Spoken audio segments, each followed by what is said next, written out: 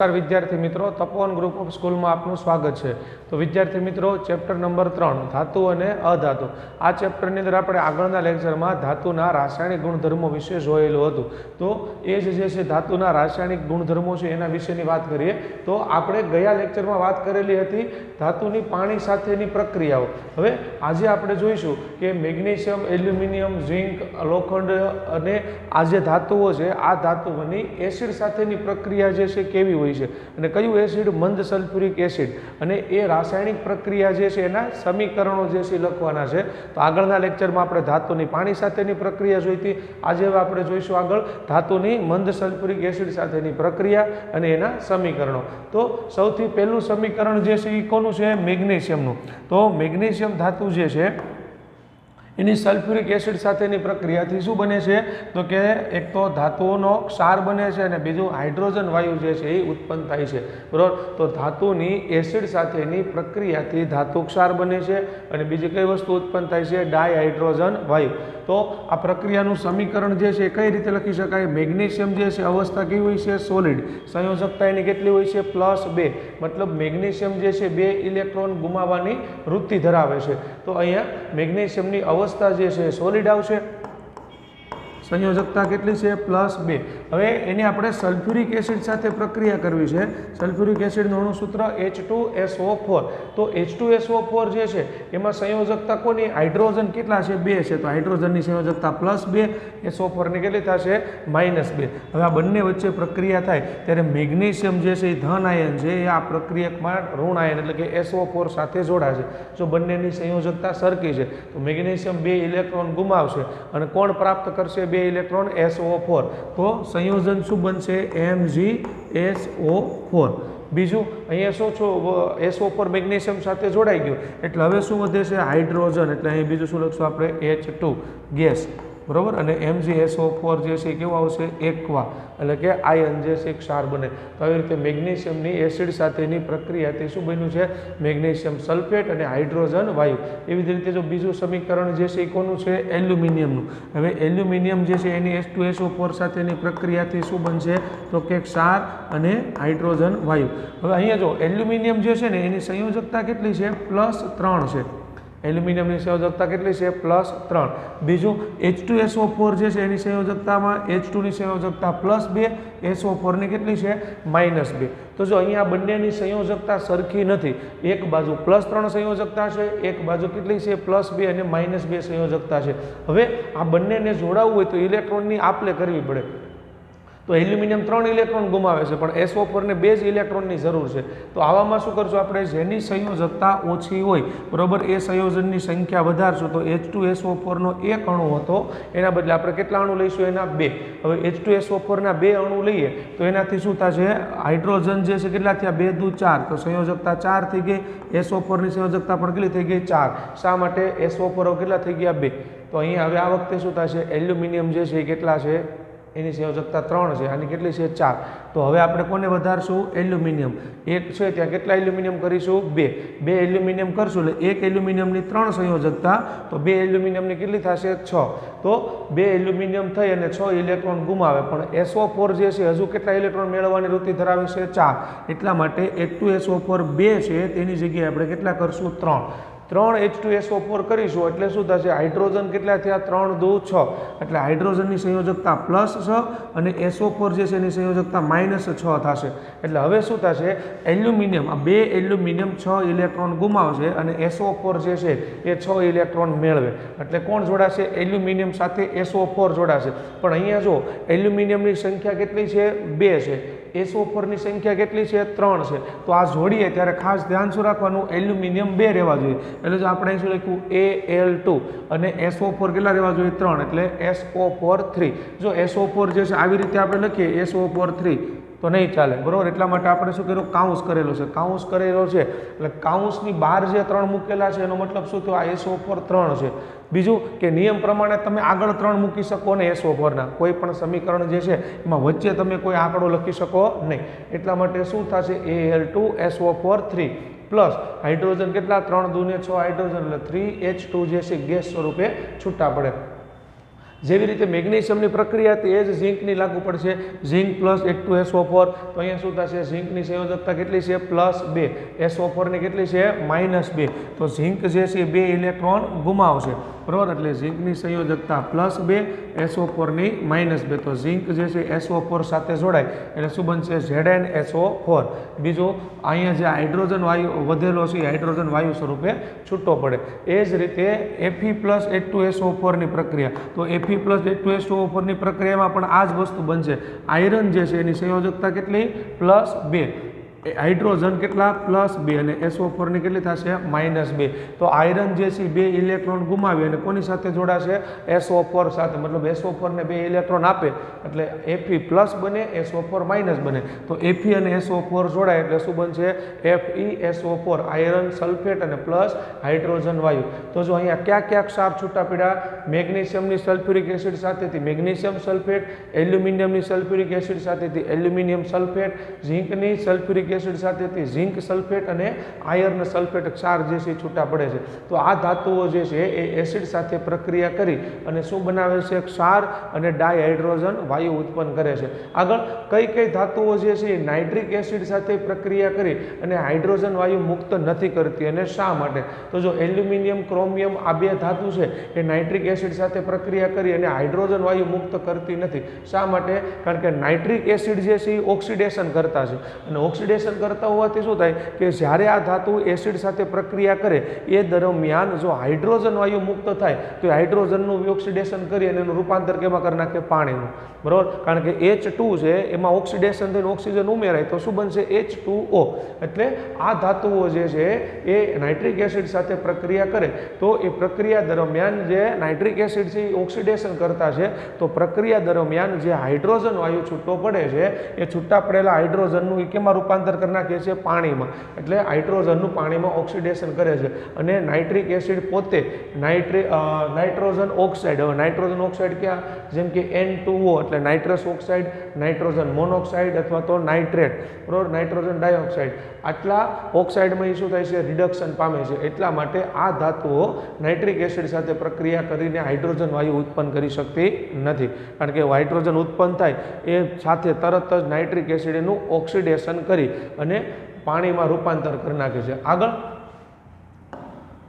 મંદ nitric acid સાથે કઈ ધાતુઓ હાઇડ્રોજન વાયુ મુક્ત કરે? પ્રક્રિયાના સમીકરણ લખો. તો જો મેગ્નેશિયમ અને મેંગેનીઝ આ બંને ધાતુઓ છે એ ખૂબ જ મંદ નાઇટ્રિક એસિડ સાથે પ્રક્રિયા કરી અને હાઇડ્રોજન વાયુ જે છે એ ઉત્પન્ન કરે છે. હવે જો આ પ્રક્રિયામાં આપણે પહેલાં લઈશું મેગ્નેશિયમ.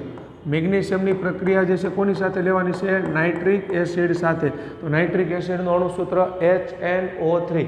હવે મેગ્નેશિયમ જે છે એની સંયોજકતા કેટલી છે? +2. નાઇટ્રિક એસિડમાં હાઇડ્રોજનની સંયોજકતા +1, હાઇડ્રોજન ધન આયન છે અને NO3 ઋણ આયન છે તો એની સંયોજકતા કેટલી આવશે? +1. તો અહીંયા જો પ્રક્રિયામાં શું થાય છે? મેગ્નેશિયમને 2 ઇલેક્ટ્રોન ગુમાવવાના છે, બરાબર. પણ નાઇટ્રિક એસિડ જે છે એ માત્ર એક જ ઇલેક્ટ્રોન મેળવવાની વૃત્તિ ધરાવે છે. તો મેગ્નેશિયમ 2 ઇલેક્ટ્રોન ગુમાવીને નાઇટ્રિક NO3 સાથે જોડાઈ શકશે નહીં. એટલા માટે આપણે HNO3 ની સંખ્યા કેટલી લઈશું? 2 અણુ લઈશું. 2 અણુ લઈશું એટલે હાઇડ્રોજન 2 થયા, તો હાઇડ્રોજનની સંયોજકતા +2. એવી જ રીતે 2 NO3 સાથે પણ ગુણાય તો NO3 2 થયા, તો NO3 ની સંયોજકતા શું આવશે? -2. તો હવે શું થશે? મેગ્નેશિયમમાં 2 ઇલેક્ટ્રોન ગુમાવી અને NO3 ને આપે છે એટલે NO3 2 ઇલેક્ટ્રોન મેળવે એટલે ઋણ આયન, મેગ્નેશિયમ 2 ઇલેક્ટ્રોન ગુમાવે એટલે ધન આયન. તો મેગ્નેશિયમ અને NO3 જોડાય. પણ અહીંયા જો NO3 ની સંખ્યા કેટલી છે? 2 છે. મેગ્નેશિયમની સંખ્યા 1 છે એટલે મેગ્નેશિયમ 1, NO3 2 છે એટલે આપણે કાઉન્સ કરી અને શું લખશું? NO3 twice. ખ્યાલ આવ્યો? અને બીજું અહીંયા જે આ બંને હાઇડ્રોજન વધેલા છે એ હાઇડ્રોજન H2 સ્વરૂપે છૂટા પડે છે. સેમ ટુ સેમ એવી જ પ્રક્રિયા જે છે કોની છે? મેંગેનીઝની. મેંગેનીઝની સંયોજકતા પણ કેટલી છે? +2 છે. એટલા માટે નાઇટ્રિક એસિડના અણુ આપણે કેટલા લેવા પડશે? 2. એ મેંગેનીઝ નાઇટ્રિક એસિડમાંથી 2 NO3 ને શું કરશે? 2 ઇલેક્ટ્રોન આપી અને એની સાથે જોડાશે એટલે મેંગેનીઝ નાઇટ્રેટ બનશે અને બીજું શું બનશે? હાઇડ્રોજન વાયુ જે છે એ છૂટો પડે છે. તો આવી રીતે અમુક ધાતુઓ જે છે એ ખૂબ જ મંદ નાઇટ્રિક એસિડ સાથે પ્રક્રિયા કરી અને હાઇડ્રોજન વાયુ જે છે એ મુક્ત કરે છે.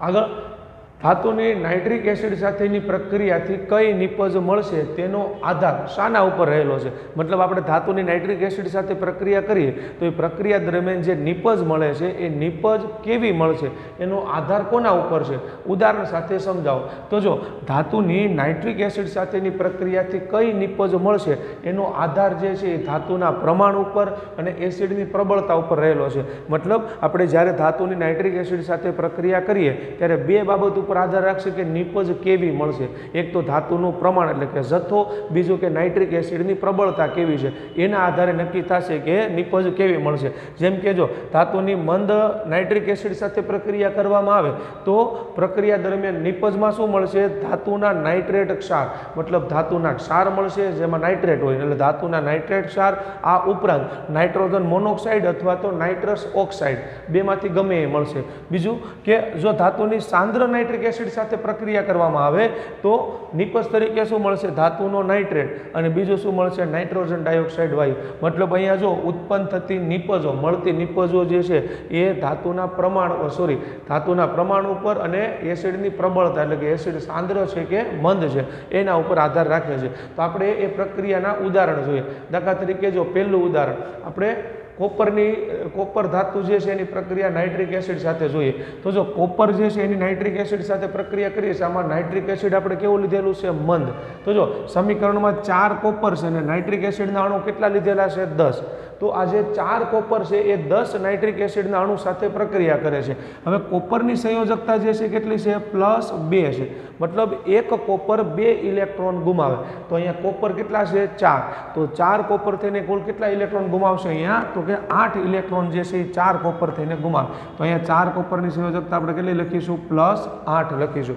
ખાસ યાદ રાખવું, એક કોપર 2 ઇલેક્ટ્રોન ગુમાવશે તો 4 કોપર જે છે 8 ઇલેક્ટ્રોન ગુમાવશે. હવે અહીંયા 10 HNO3 છે તો HNO3 માં હાઇડ્રોજનની સંયોજકતા કેટલી છે?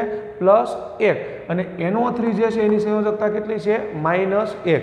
બરાબર. તો અહીંયા કોપર 4 છે એની સામે નાઇટ્રિક એસિડ કેટલા છે? 10. તો હવે આ જે કોપર છે ને એ નાઇટ્રિક એસિડમાં હાઇડ્રોજન ધન આયન છે અને NO3 ને આપણે કેવો ગણશું? ઋણ આયન. તો આ જે 4 કોપર છે ને એ 4 કોપર કોની સાથે જોડાશે? નાઇટ્રિક એસિડમાં જે NO3 એટલે કે નાઇટ્રેટ છે ને એની સાથે જોડાશે. હવે નાઇટ્રેટની સંખ્યા કેટલી છે? ટોટલ 10 છે. તો 10 માંથી 8 નાઇટ્રેટ છે ને કોપર સાથે જોડાશે. શા માટે? એક નાઇટ્રેટની સંયોજકતા, નાઇટ્રેટ એટલે NO3, તો એક NO3 ની સંયોજકતા કેટલી છે? -1 છે. તો આ 4 કોપર જે છે ને એ શું કરશે?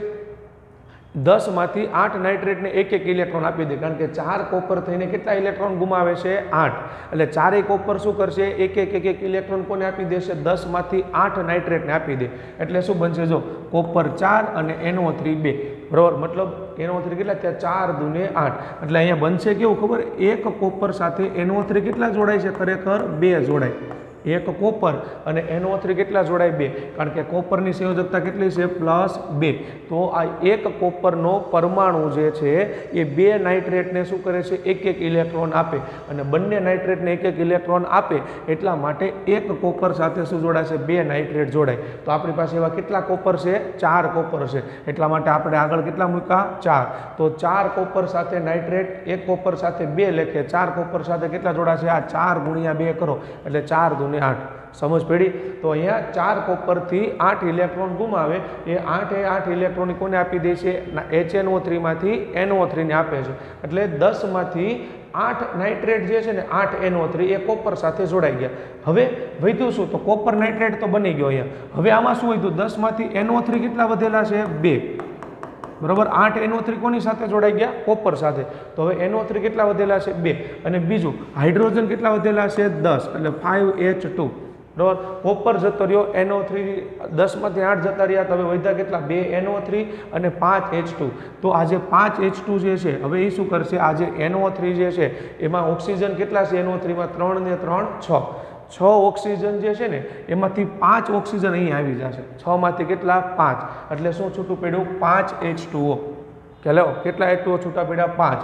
તો હવે વધ્યું શું? તો કે અહીંયા આ 3 હતા બરાબર, આમાંથી 3 ઓક્સિજન જતા રહ્યા અને આમાંથી 2 ઓક્સિજન જતા રહ્યા, એટલે હવે શું વધ્યું, એક જ ઓક્સિજન વધ્યો 6 માંથી, એટલે 2 નાઇટ્રોજન અને 1 ઓક્સિજન, તો 2 નાઇટ્રોજન અને 1 ઓક્સિજન જોડાય એટલે શું બને, N2O, નાઇટ્રસ ઓક્સાઇડ. આ નાઇટ્રસ ઓક્સાઇડને બીજા શાના તરીકે ઓળખવામાં આવે છે, હાસ્ય વાયુ તરીકે ઓળખવામાં આવે છે. મતલબ એ વાયુ જો સૂંઘવામાં આવે તો વ્યક્તિ જે છે હસવા લાગે, એટલા માટે એને શું કહેવામાં આવે છે, હાસ્ય વાયુ તરીકે ઓળખવામાં આવે છે. બરોબર, તો નામ શું થશે, નાઇટ્રસ ઓક્સાઇડ, કોપર નાઇટ્રેટ અને પાણી. બરોબર, આટલી વસ્તુ છૂટી પડે. હવે ધારી લો કે આપણે નાઇટ્રિક એસિડ જે છે એ પ્રબળ લઈએ છીએ, મતલબ થોડુંક સાંદ્ર. તો જો કોપરની પ્રક્રિયા આ વખતે થોડાક સાંદ્ર નાઇટ્રિક એસિડ સાથે કરેલી છે. આ વખતે સાંદ્રતા કેટલી છે, 10 થી 30%. તો 3 કોપરના અણુ છે, એની સાથે નાઇટ્રિક એસિડના કેટલા અણુ છે, 8. તો એઝ યુઝ્યુઅલ દર વખત આપણે કહીએ છીએ કે કોપરની સંયોજકતા કેટલી છે, +2. મતલબ એક કોપર જે છે 2 ઇલેક્ટ્રોન ગુમાવશે. હવે નાઇટ્રેટ છે, HNO3 જે છે, HNO3માં કોણ છે, એક હાઇડ્રોજન છે અને એક NO3 છે. હાઇડ્રોજનની સંયોજકતા +1, NO3ની કેટલી, -1. મતલબ NO3 એક ઇલેક્ટ્રોન મેળવવાની વૃત્તિ ધરાવે. તો આ જે HNO3 છે એમાં NO3 કેટલા છે, 8 છે. બરોબર, 8 NO3 છે, તો 8 NO3 ને કેટલા ઇલેક્ટ્રોનની જરૂર છે, એક ઇલેક્ટ્રોનની જરૂર છે. અહીંયા કોપર જે છે એ કોપર કેટલા છે, 3. તો 3 કોપરની સંયોજકતા કેટલી થશે, 6. મતલબ આ 3 કોપર થઈને 6 ઇલેક્ટ્રોન ગુમાવશે અને 6 ઇલેક્ટ્રોન કોણ મેળવશે, NO3. તો NO3 છે કેટલા, 8. 8 માંથી કેટલા NO3 6 ઇલેક્ટ્રોન મેળવશે, 6. બરોબર, એટલે હવે અહીંયા NO3 કેટલા વધશે, 8 માંથી 6 જતા રહેશે, તો કેટલા નાઇટ્રેટ વધશે, 2 નાઇટ્રેટ વધશે. તો અહીંયા એક કોપર જે છે, બરોબર, કેટલા NO3 સાથે જોડાશે, 2 સાથે. એક કોપર જે છે એ 2 NO3 સાથે જોડાણો. તો એવી રીતે આપણે અહીંયા કોપર જે છે એ કેટલા લીધેલા છે, ટોટલ 3 લીધેલા છે. તો એક કોપર જે છે એ શું થશે, આવી રીતે 2 NO3 સાથે જોડાય. બીજો કોપર છે એ ફરી પાછો 2 NO3 સાથે જોડાશે. એવી રીતે કોપરનો ત્રીજો પરમાણુ છે એ પણ કેટલા NO3 સાથે જોડાશે, 2. મતલબ અહીંયા જો કે એક કોપર જે છે એ 2 ઇલેક્ટ્રોન ગુમાવે એટલે બંને NO3 જે છે એ મેળવી લે. આવી રીતે એક કોપર 2 ઇલેક્ટ્રોન મેળવે તો CuNO3 CuNO3 આવા કેટલા બન્યા, 3 બન્યા. એટલે જો આપણે આગળ અહીં શું લખ્યું, CuNO3, NO3 કેટલા છે, 2 છે, એટલે આપણે અહીં શું લખ્યું, 3 CuNO3 સમજ પડી ગઈ. એટલે અહીંયા જો કોપર 3 આવી ગયા અને NO3 3 દૂને કેટલા થઈ ગયા, 6. બરોબર, તો 8 HNO3 માંથી 8 નાઇટ્રેટ હતા, એમાંથી કેટલા જતા રહ્યા, 2, 4 અને 6. 6 નાઇટ્રેટ જતા રહ્યા. તો હવે 8 માંથી NO3 કેટલા વધેલા છે આપણી પાસે, હવે ખાલી 2. તો કઈ કઈ વસ્તુ વધેલી છે, 2 NO3. કઈ કઈ વસ્તુ વધેલી છે, 2 NO3 અને હાઇડ્રોજન કેટલા છે, 4 દૂને 8. મતલબ 8 હાઇડ્રોજન, બાકી કોપર હતા NO3 સાથે જોડાઈ ગયા. હવે શું બનશે, અહીંયા ઓક્સિજન કેટલા છે, 3 ને 3 6. આ જે 6 ઓક્સિજન છે ને એમાંથી 4 ઓક્સિજન હાઇડ્રોજન સાથે જોડાય છે. જો 4H2 છે તો 4 ઓક્સિજન હાઇડ્રોજન સાથે જોડાણા એટલે શું બન્યું, 4H2O. હવે 3 ને 3 6 હતા, એ 6 માંથી 4 ઓક્સિજન જતા રહ્યા. તો હવે ઓક્સિજન કેટલા વધશે, ખાલી 2. તો 2 ઓક્સિજન વધેલા છે, 2 નાઇટ્રોજન વધેલા છે. તો બંને નાઇટ્રોજન સાથે શું થશે, એક ઓક્સિજન જોડાય છે એટલે શું બન્યું, 2NO. સમજ પડે છે. અહીંયા NO3 2 વધેલા હતા, એ 2 NO3 માં ટોટલ ઓક્સિજન કેટલા હતા, 6. બરોબર, તો 6 માંથી 4 અહીંયા આવી ગયા. તો હવે આ NO3 પાસે એક ઓક્સિજન વધશે, એક આની પાસે વધશે એટલે શું બનશે, 2NO. મતલબ 2 નાઇટ્રોજન જે છે એ વધશે. આગળ એટલે અહીંયા NO3 તો આમાંથી 2 જતા રહ્યા એટલે એક ઓક્સિજન વધ્યો, આમાંથી 2 જતા રહ્યા એટલે એક વધ્યો, 2 ને 2 4 અહીંયા જોડાઈ ગયા એટલે NO નાઇટ્રોજન મોનોક્સાઇડ કેટલા વધ્યા, 2. આગળ વધુ સાંદ્ર નાઇટ્રિક એસિડ લેવામાં આવે તો જો અહીંયા કોપર અને એની સાથે નાઇટ્રિક એસિડના કેટલા અણુ છે, 4. તો દર વખતની જેમ અહીંયા કોપરની સંયોજકતા કેટલી છે, +2. HNO3 કેટલા છે, 4. તો 4 HNO3 માંથી 2 NO3 જે છે એ કોપર સાથે જોડાઈ જશે એટલે આ શું બન્યું, CuNO3 બરોબર, એક કોપર અને 2 NO3 એટલે CuNO3 ટ્વાઇસ. બરોબર, હવે 4 માંથી 2 NO3 જે છે એ જતા રહ્યા એટલે કે 2 નાઇટ્રેટ જતા રહ્યા. તો હવે નાઇટ્રેટ કેટલા વધેલા છે આપણી પાસે, 4 માંથી 2 જતા રહ્યા એટલે 2 નાઇટ્રેટ. બરાબર, 4માંથી 2 નાઇટ્રેટ જવાથી નાઇટ્રેટ કેટલા વધેલા છે આપણી પાસે હવે 2. આ નાઇટ્રેટની સંયોજકતા કેટલી છે -1 કોપર જે છે તો જોડાઈ ગયો. હાઇડ્રોજન કેટલા વધેલા છે 4 એટલે કે 2H2 2 દૂને 4 હાઇડ્રોજન. તો આ જે 4 હાઇડ્રોજન છે ને એ 4 હાઇડ્રોજનમાંથી 4 હાઇડ્રોજન સાથે અહીં ઓક્સિજન કેટલા છે 3 દુ 6 3 આમાં ઓક્સિજન ને 3 આમાં, તો બંનેમાંથી એક ઓક્સિજન અહીંયા જોડાશે, એક ઓક્સિજન આમાંથી જોડાશે અને એક આમાંથી જોડાશે, એટલે કુલ કેટલા ઓક્સિજન જોડાણા 2. હવે આમાંથી એક ઓક્સિજન નીકળી ગયો NO3 માંથી, એટલે શું બન્યું NO2. અહીંયા NO3 છે એમાંથી એક ઓક્સિજન જતો રહ્યો એટલે ફરી પાછું શું બનશે NO2 નાઇટ્રાઇટ. બરાબર, તો 2 નાઇટ્રાઇટ બન્યો, H2O કેટલા છૂટા પડ્યા 2 અને 2 શું છૂટા પડે છે NO2 નાઇટ્રાઇટ. ખ્યાલ આવ્યો? તો આવી રીતે તમે જોઈ શકો કે કોપર જે છે આ ધાતુ છે એ ધાતુની અલગ અલગ નાઇટ્રિક એસિડ સાથે, મતલબ વધુ સાંદ્ર સાથે ઓછા સાંદ્ર નાઇટ્રિક એસિડ સાથે પ્રક્રિયા કરવામાં આવે તો મળતી નિપજો જે છે દર વખતે કેવી છે અલગ અલગ છે. બરાબર, અહીંયા નાઇટ્રસ ઓક્સાઇડ મેળવો, અહીંયા નાઇટ્રોજન મોનોક્સાઇડ મળે છે અને અહીંયા શું મળે છે નાઇટ્રોજન ડાયોક્સાઇડ. તો જો અલગ અલગ સાંદ્રતા ધરાવતા એસિડ સાથે સાંદ્રતા ધરાવતા નાઇટ્રિક એસિડ સાથે જો ધાતુની પ્રક્રિયા કરવામાં આવે બરાબર તો મળતી નિપજો કેવી હશે અલગ અલગ હશે. આગળ કોપર ધાતુ મંદ હાઇડ્રોક્લોરિક એસિડ સાથે પ્રક્રિયા નથી કરતી. શા માટે? કારણ કે કોપર ધાતુ જે છે કેવી છે ખૂબ જ ઓછી સક્રિય ધાતુ છે, એટલા માટે એ હાઇડ્રોક્લોરિક એસિડ સાથે પ્રક્રિયા કરી શકતી નથી. કારણ કે ઓછી સક્રિય ધાતુ હોવાથી એ સરળતાથી ઇલેક્ટ્રોનની આપ-લે કરતી નથી, આથી તે હાઇડ્રોજન વાયુના પરપોટા આપતા નથી. અને કોપર ધાતુને આપણે હાઇડ્રોક્લોરિક એસિડના દ્રાવણમાં નાખીશું તો કોઈ પણ પ્રકારની પ્રક્રિયા થતી નથી. બીજું કે મેગ્નેશિયમ ધાતુ છે એની હાઇડ્રોક્લોરિક એસિડ સાથેની પ્રતિક્રિયાત્મકતા એટલે કે સક્રિયતા સૌથી વધુ છે. શા માટે? કારણ કે મેગ્નેશિયમ ધાતુ જે છે કેવી છે વધુ સક્રિય ધાતુ છે અને વધુ સક્રિય ધાતુ હોવાથી એ હાઇડ્રોક્લોરિક એસિડ સાથે પ્રક્રિયા કરી અને હાઇડ્રોજન વાયુ ઉત્પન્ન કરે. કારણ કે મેગ્નેશિયમ છે સક્રિય ધાતુ છે એટલે સરળતાથી ઇલેક્ટ્રોનની આપ-લે કરી શકે. એટલે મેગ્નેશિયમ જે છે હાઇડ્રોક્લોરિક એસિડમાં જે ક્લોરિન છે ને એને ઇલેક્ટ્રોન આપશે અને ઇલેક્ટ્રોન આપીને મેગ્નેશિયમ ક્લોરાઇડ બનાવશે અને હાઇડ્રોજન વાયુ જે છે એ શું કરશે મુક્ત કરશે. આથી મેગ્નેશિયમને જો હાઇડ્રોક્લોરિક એસિડના દ્રાવણમાં મૂકવામાં આવે તો વધુ માત્રામાં શું ઉત્પન્ન થશે પરપોટા ઉત્પન્ન થશે અને આ પ્રક્રિયા દરમિયાન ગરમી પણ કેવી ઉત્પન્ન થાય છે વધારે. આથી આપણે એવું કહી શકીએ કે મેગ્નેશિયમ ધાતુની સક્રિયતા જે છે એ કેવી હશે વધારે હશે. આગળ એક્વારિઝિયા અથવા તો રોયલ પાણી કોને કહેવામાં આવે છે, અમ્લરાજ કોને કહેવાય, એમાં કઈ કઈ ધાતુઓ ઓગળી શકે? તો જો હાઇડ્રોક્લોરિક એસિડ સાંદ્ર અને સાંદ્ર નાઇટ્રિક એસિડનું કદ 3:1 થી મિશ્રણ કરવામાં આવે, મતલબ ધારી લો કે 3 ml હાઇડ્રોક્લોરિક એસિડ છે તો એની સામે 1 ml નાઇટ્રિક એસિડ, બંને સાંદ્ર લેવાના. એ બંનેનું મિશ્રણ કરીને આપણે જે 4 ml નું દ્રાવણ બનાવશું એ દ્રાવણને શું કહેવામાં આવે છે એક્વારિઝિયા અથવા તો રોયલ પાણી, બીજું એને શું કહેવાય છે અમ્લરાજ કહેવામાં આવે છે.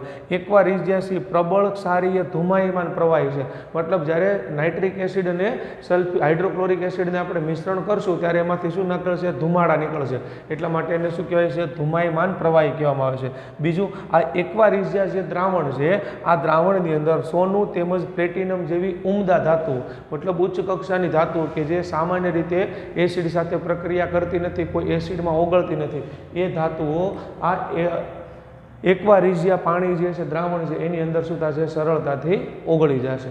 આગળ વિસ્થાપનની પ્રક્રિયા કોને કહેવામાં આવે છે અને કોપર અને આયરન આ બંનેમાંથી વધુ સક્રિય ધાતુ કોણ છે, પ્રતિક્રિયાત્મક મતલબ વધુ સક્રિય કોણ છે અને શા માટે? તો જો વિસ્થાપનની પ્રક્રિયા કોને કહેવામાં આવે છે આપણે ચેપ્ટર નંબર 1માં શીખી ગયેલા છે. એ જ વસ્તુ કે જે રાસાયણિક પ્રક્રિયામાં એટલે કે જે પ્રક્રિયામાં વધુ સક્રિય ધાતુ જે છે એ ઓછી સક્રિય ધાતુને તેના દ્રાવણમાંથી અથવા તો એની પીગળેલી અવસ્થામાંથી વિસ્થાપિત કરી દે તો એ પ્રક્રિયાને શું કહેવામાં આવે છે વિસ્થાપનની પ્રક્રિયા કહેવામાં આવે છે. મતલબ બે અલગ અલગ ધાતુ છે એમાંથી વધારે સક્રિય ધાતુ ઓછી સક્રિય ધાતુનું જે સંયોજનનું દ્રાવણ છે એ દ્રાવણમાંથી ઓછી સક્રિય ધાતુને વિસ્થાપિત કરી દે એટલે કે દૂર કરી દે તો એ પ્રક્રિયાને શું કહેવામાં આવે છે વિસ્થાપનની પ્રક્રિયા કહેવામાં આવે છે. ઉદાહરણ તરીકે જો આપણે કોપર અને આયરનની વાત કરીએ તો કોપર સલ્ફેટનું દ્રાવણ લો, કોપર અને લોખંડ જે છે એમાંથી લોખંડ જે છે વધુ સક્રિય છે, તો લોખંડને જ્યારે આપણે કોપર સલ્ફેટનું સંયોજનનું દ્રાવણ, કોપરના સંયોજનનું દ્રાવણ એટલે કયું હતું કોપર સલ્ફેટ, તો લોખંડને જ્યારે આપણે કોપર સલ્ફેટના દ્રાવણમાં નાખીશું ને ત્યારે લોખંડ એટલે કે આયરન જે છે એની શું કરશે કોપર સલ્ફેટમાંથી કોપરને દૂર કરી દે અને પોતે ત્યાં જોડાઈ જશે. એટલે આવી રીતે બને Fe SO4 પ્લસ Cu.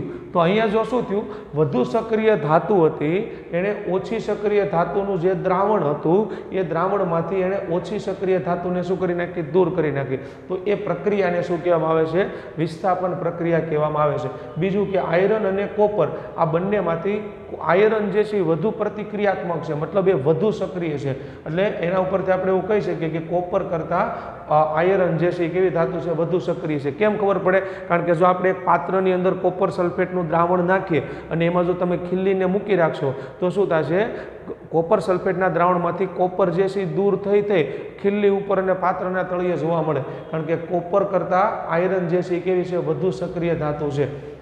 તો અહીંયા ધાતુની સક્રિયતાની શ્રેણી, જો સક્રિયતાના આધારે ધાતુઓની સક્રિયતાની શ્રેણી જે છે એ નક્કી કરવામાં આવેલી છે. તો ધાતુની સક્રિયતાની શ્રેણી કોને કહેવાય? અને જુદી જુદી ધાતુઓની સક્રિયતાની શ્રેણીને આધારે ધાતુઓને ઉતરતા ક્રમમાં ગોઠવવાની છે.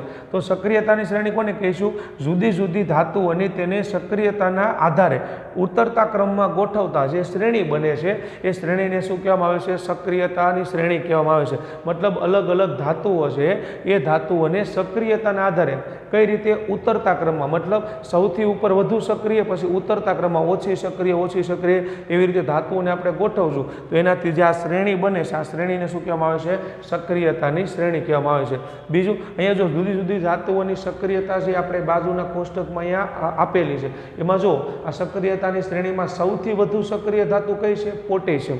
બધી ધાતુઓમાં વધુ સક્રિય, મતલબ આ જે સરળતાથી ઇલેક્ટ્રોનની આપ લે કરી શકે. અને સૌથી ઓછી સક્રિય ધાતુ કઈ છે? સોનું. બરાબર. તો આ ઉતરતા ક્રમમાં આપણે ધાતુની સક્રિયતાને આધારે ગોઠવેલી છે. Potassium, sodium, calcium, magnesium, aluminium, zinc, લોખંડ, લેડ, હાઇડ્રોજન. હવે જો હાઇડ્રોજનનો મતલબ શું થાય? હાઇડ્રોજન, આ બધી ધાતુઓ છે હાઇડ્રોજન કરતાં વધુ સક્રિય છે. અને નીચેની જે ધાતુઓ છે ને હાઇડ્રોજનની નીચેની, એ હાઇડ્રોજન કરતાં કેવી છે? ઓછી સક્રિય ધાતુ છે. તો આપણે આ ધાતુઓને સક્રિયતાના આધારે શેમાં ગોઠવેલી છે? ક્રમમાં ગોઠવેલી છે. તો એમાં વધુ સક્રિય પોટેશિયમ અને સૌથી ઓછી સક્રિય ધાતુ જે છે કઈ છે? સોનું છે. આગળ ત્યારબાદનો આપણે હવે નેક્સ્ટ પ્રશ્ન જોઈશું, આયનીય સંયોજનો. સંયોજનો કોને કહેવાય? બરાબર. તો આયનીય સંયોજનો કોને કહેવાય? અથવા તો ઉદાહરણ આપીને સોડિયમ ક્લોરાઇડનું નિર્માણ જે છે એ સમજાવો. વિદ્યુત સંયોજન કોને કહેવાય? એવી રીતે પણ આ પ્રશ્ન જે છે એ પૂછાઈ શકે. આયનીય સંયોજન અથવા તો વિદ્યુત સંયોજન ઉદાહરણ આપીને સમજાવો, અથવા તો સોડિયમ ક્લોરાઇડનું નિર્માણ સમજાવો. તો હવે જોઈએ આયનીય સંયોજન કોને કહીશું આપણે. તો જો ધાતુમાંથી અધાતુમાં ઇલેક્ટ્રોનની આપલે દ્વારા બનતા સંયોજનોને શું કહેવામાં આવે છે? આયનીય સંયોજન અથવા તો વિદ્યુત સંયોજન કહેવામાં આવે છે. મતલબ ધાતુમાંથી અધાતુમાં ઇલેક્ટ્રોનની આપલે કરી, મતલબ એક ધાતુ તત્વ એક અધાતુ તત્વ, એ બંને વચ્ચે ઇલેક્ટ્રોનની આપલે થાય અને આપલે થવાથી જે નવું સંયોજન બને એ નવા સંયોજનને આપણે શું કહીશું? આયનીય સંયોજન કહીશું. ઉદાહરણ તરીકે આપણે અહીંયા સોડિયમ ક્લોરાઇડનું ઉદાહરણ લઈએ તો સોડિયમ ક્લોરાઇડમાં જો બે પરમાણુ હોય છે, એક સોડિયમ અને ક્લોરિન. તો સોડિયમ ક્લોરાઇડમાં સોડિયમનો પરમાણુ ક્રમાંક કેટલો છે? 11. બીજું કે એની સોડિયમની બાહ્યતમ કક્ષા કરતાં છેલ્લી કક્ષા, તો છેલ્લી કક્ષા કેટલા નંબરની છે? ત્રીજા નંબરની. ત્રીજા નંબરની કક્ષાને આપણે કઈ કક્ષા કહીએ છીએ? એમ કક્ષા. તો સોડિયમની છેલ્લી કક્ષા જે એમ કક્ષા છે એમાં કેટલા ઇલેક્ટ્રોન છે? 1 છે. કારણ કે સોડિયમની ઇલેક્ટ્રોન રચના શું છે? 2, 8, 1. તો છેલ્લી કક્ષામાં 1 ઇલેક્ટ્રોન છે. એટલે સોડિયમનો પરમાણુ જે છે એ છેલ્લી કક્ષાનો ઇલેક્ટ્રોન ગુમાવવાની વૃત્તિ ધરાવે. અને સોડિયમનો પરમાણુ જ્યારે ઇલેક્ટ્રોન ગુમાવે ત્યારે એ કેવો બને છે? ધન આયન બને છે. શા માટે ધન આયન બને છે? કારણ કે ઇલેક્ટ્રોન ગુમાવ્યા પહેલાં સોડિયમ પાસે પ્રોટોન કેટલા હતા? 11. અને ઇલેક્ટ્રોનની સંખ્યા પણ કેટલી છે? એની પાસે 11 હોય.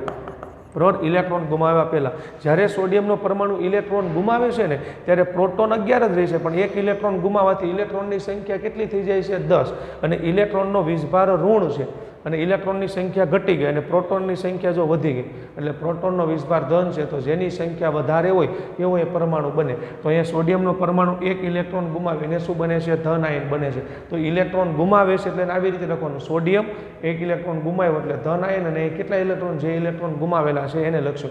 એટલે જ્યારે ગુમાવે ને ત્યારે યાદ રાખવાનું, એને સમીકરણ સ્વરૂપે લખો તો તીર એરો પછી શું લખવાનું? આયન અને ઇલેક્ટ્રોનની સંખ્યા લખવાની રહેશે. આ જ પ્રમાણે જો ક્લોરીનની વાત કરીએ તો ક્લોરીનનો પરમાણુ ક્રમાંક કેટલો છે 17 છે. ક્લોરીનની છેલ્લી કક્ષા કઈ છે એમ કક્ષા, એમ એટલે ત્રીજા નંબરની કક્ષા. તો છેલ્લી કક્ષામાં કેટલા ઇલેક્ટ્રોન છે 7, કારણ કે ક્લોરીનની પહેલી કક્ષામાં 2, બીજી કક્ષામાં 8 અને છેલ્લી એમ કક્ષામાં 7 ઇલેક્ટ્રોન છે. તો ક્લોરીનનો પરમાણુ જે છે છેલ્લી કક્ષામાં 7 ઇલેક્ટ્રોન છે, તો એ નિષ્ક્રિય થવા માટે 1 ઇલેક્ટ્રોન મેળવવાની વૃત્તિ ધરાવે. તો ક્લોરીનનો પરમાણુ 1 ઇલેક્ટ્રોન મેળવે છે અને મેળવીને કેવું બને છે ઋણ આયન બને છે. હવે જો ઋણ આયન શા માટે બને છે, કારણ કે ક્લોરીન જે છે એમાં પ્રોટોન કેટલા છે 17, બરાબર, અને ઇલેક્ટ્રોનની સંખ્યા પણ કેટલી છે એની પાસે 17, બરાબર, બંનેની સંખ્યા 17 છે. પછી શું કરે છે ક્લોરીન 1 ઇલેક્ટ્રોન મેળવે છે. 1 ઇલેક્ટ્રોન મેળવે એટલે એની પાસે ઇલેક્ટ્રોનની સંખ્યા કેટલી થઈ જાય છે 18. પ્રોટોનનો વીજભાર કેવો છે ધન, ઇલેક્ટ્રોનનો વીજભાર કેવો છે ઋણ. તો જો આ વખતે ક્લોરીન પાસે ઇલેક્ટ્રોન વધી ગયા એટલા માટે ક્લોરીન કેવો આયન બને છે ઋણ આયન બને છે. ખ્યાલ આવ્યો? તો અહીંયા ક્લોરીનનો પરમાણુ જે છે 1 ઇલેક્ટ્રોન મેળવે છે. જો ક્લોરીન પહેલા પરમાણુ સ્વરૂપે હતો, એને ઇલેક્ટ્રોન મેળવ્યો એટલે હવે એ શું બની ગયો આયન બની ગયો. અહીંયા જો સોડિયમ પહેલા પરમાણુ અવસ્થામાં હતો, તેણે 1 ઇલેક્ટ્રોન ગુમાવ્યો એટલે એ શું બની ગયો ધન આયન બની ગયો. તો હવે અહીંયા પ્રક્રિયામાં શું બનશે તો કે સોડિયમ ક્લોરાઇડમાં સોડિયમ ધન આયન છે, ક્લોરીન ઋણ આયન છે. કારણ કે સોડિયમે ઇલેક્ટ્રોન ગુમાવ્યો એટલે એ ધન આયન બન્યો, એ ગુમાવેલો ઇલેક્ટ્રોન ક્લોરીન મેળવે છે એટલે ક્લોરીન કેવું બને છે ઋણ આયન બને છે. તો અહીંયા ધન આયન અને ઋણ આયન વચ્ચે શું થાય છે આકર્ષણ થાય છે અને આકર્ષણ થવાથી શું બને છે સોડિયમ ક્લોરાઇડનો અણુ જે છે એ બને છે. ખ્યાલ આવ્યો? ટૂંકમાં અહીંયા તમે જોઈ શકો કે સોડિયમ જે છે એની છેલ્લી કક્ષામાં કેટલો ઇલેક્ટ્રોન છે 1, ક્લોરીનની છેલ્લી કક્ષામાં જો 2, 4, 6 અને 7 છે તો સોડિયમ એનો આ 1 ઇલેક્ટ્રોન જે છે ક્લોરીનને આપી દે અને સોડિયમ 1 ઇલેક્ટ્રોન ક્લોરીનને આપી દે એટલે સોડિયમ ધન આયન બન્યો, ક્લોરીન કેવો બને છે ઋણ આયન, અને ધન અને ઋણ આયન વચ્ચે આકર્ષણ થવાથી સોડિયમ ક્લોરાઇડનો અણુ બને છે. તો અહીંયા જો આ પરમાણુ આ સંયોજન કોના લીધે બન્યું છે આયનના લીધે, એટલા માટે આ સંયોજનને આપણે શું કહીશું આયનીય સંયોજન કહીશું. અને આ સંયોજન વચ્ચે જે બંધ બને મતલબ જે જોડાણ થાય છે એ જોડાણને આપણે શું નામ આપીશું આયનીય બંધ. તો આપણે આજના લેક્ચરમાં અહીંયા સુધી રાખીશું. ત્યારબાદ આગળના લેક્ચરમાં ધાતુઓની પ્રાપ્તિ વિશે અને આયનીય સંયોજનો જે છે તેના ગુણધર્મો વિશે જોઈશું. Thank you.